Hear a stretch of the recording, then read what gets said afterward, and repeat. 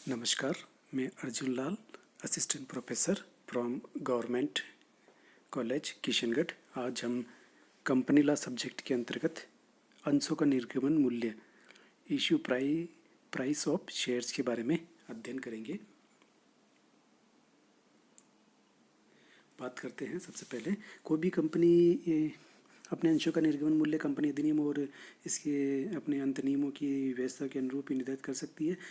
Company सामान्यतः जो अपने अंशों को निम्न प्रकार में से किसी भी मूल्य पर निर्गमित कर सकती है। इसके अंतर्गत बात करते हैं। पहला, अंशों का सममूल्य पर निर्गमन। सेकंड आता है इसमें अंशों का अधिमूल्य या प्रीमियम पर निर्गमन। और थर्ड आता है अंशों का बट्टे पर निर्गमन। बात करते हैं सबसे पहले अंशों का सममूल्य पर निर्गमन। इश्यू एट फार, जब कंपनी अपने अंशों का निर्गमन या विक्रय उनके अंकित मूल्यों पर ही करती है तो उसे सममूल्यों पर यानी कि एट पार निर्गमन कहते हैं। सामान्यतः जो नई कंपनियों के जो अंश होते हैं उनके अंकित मूल्यों पर ही निर्गमित किए जाते हैं। सेकंड बात करते हैं अंशों का प्रीमियम पर निर्गमन। इश्यू एट प्रीमियम, जब कंपनी अपने अंशों का अंकित मूल्य से अधिक मूल्य पर अंशों का जनता को निर्गमित करती है तो उसे अंशों की प्रीमियम पर निर्गमन करना कहते हैं। निर्गमन मूल्य तथा अंकित मूल्य के बीच का अंतर ही प्रीमियम के नाम से जाना जाता है। फॉर एग्जाम्पल, उदाहरण के लिए यदि किसी कंपनी के अंशों का अंकित मूल्य 100 रुपये है और कंपनी 110 रुपये पर अंशों का निर्गमन करती है तो इसे हम अंशों का प्रीमियम पर निर्गमन कहते हैं। यहाँ पर प्रति अंश 10 रुपये प्रीमियम की राशि है।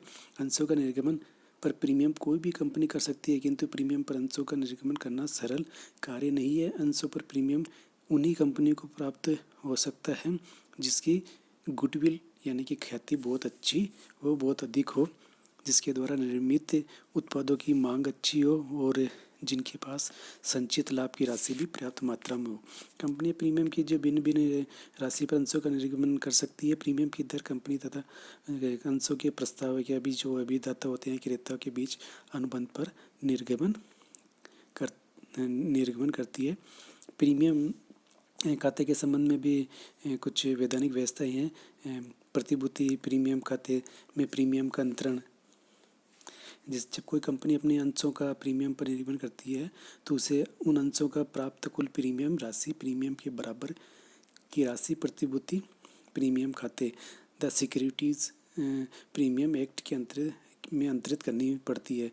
नेक्स्ट आता है प्रतिभूति प्रीमियम खाते पर पूंजी में कमी संबंधी प्रावधानों का लागू होना। प्रतिभूति प्रीमियम खाते में जमा राशि को इस धारा के प्रावधानों के अतिरिक्त सभी मामलों में अंश पूंजी के समान ही सुरक्षित रखना चाहिए।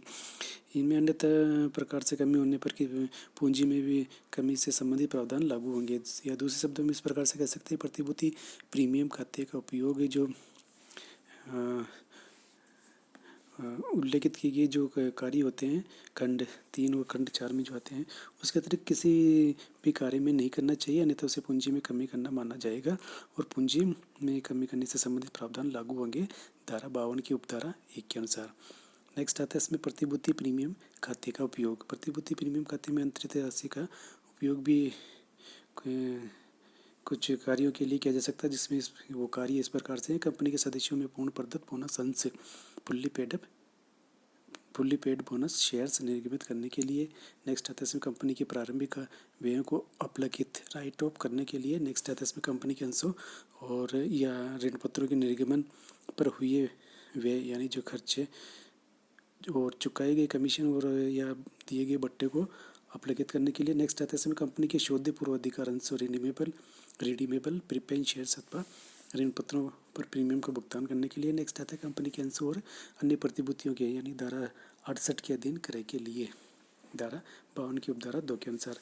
नेक्स्ट पॉइंट आता है जो कि प्रीमियम के संबंध में जो विधानी व्यवस्थाओं के अंतर्गत पॉइंट आता है, निर्धारित श्रेणी की कंपनियों और उसके तथा लेखा मानकों का पालन करने वाली कंपनियों द्वारा प्रीमियम खाते का उपयोग। निर्धारित की गई श्रेणियों की कंपनियों और उन्हें कंपनियों जिनका वित्तीय विवरण निर्धारित किए गए धारा 133 के अधीन लेखा मानकों की पालना करता है के द्वारा प्रतिभूति प्रीमियम खाते का उपयोग कुछ कार्यों के लिए भी किया सकता है। जो कार्य इस प्रकार से है, कंपनी के सदस्यों को पूर्ण प्रदत्त बोनस अंश जारी करने के लिए।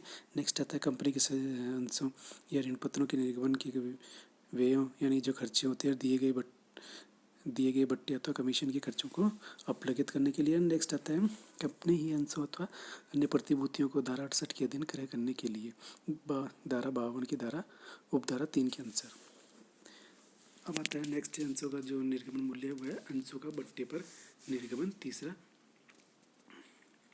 Issue at discount. जब कोई कंपनी अपने अंशों को उनके अंकित मूल्य से कम मूल्य पर निर्गमन करती है, जब कोई कंपनी अपने अंशों को उनके अंकित मूल्य से कम मूल्य पर निर्गमन करती है तो उसे अंशों का बट्टे पर निर्गमन कहते हैं। अंशों के अंकित मूल्य तथा निर्गमन मूल्य के बीच के अंतर को बट्टा कहते हैं। कंपनी एक्ट 2013 में लिखा गया कि कोई भी कंपनी कुछ एक्सेप्शन को छोड़कर, कुछ अपवादों को छोड़कर अपने जो अंशों को बट्टे पर निर्गमन नहीं कर सकती है।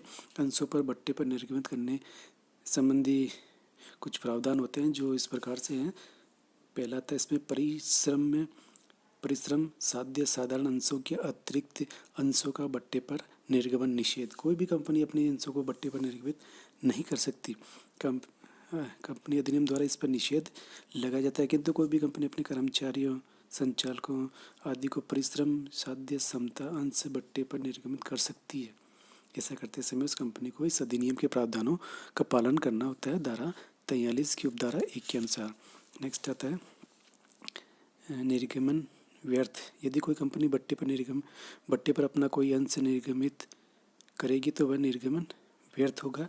नेक्स्ट आता है दंड। यदि कोई कंपनी इन प्रावधानों का उल्लंघन करती है तो कंपनी को कम से कम 1 लाख रुपए के तथा अधिकतम 5 लाख रुपए तक के दंड से दंडित किया जाएगा। इसके अतिरिक्त कंपनी के प्रत्येक दोषी अधिकारी को 6 माह के कारावास की सजा और कम से कम 1 लाख रुपए के तथा अधिकतम 5 लाख रुपए तक के दंड से अथवा दोनों ही दंडों से दंडित किया जा सकेगा धारा 53 की उपधारा 2 के अनुसार।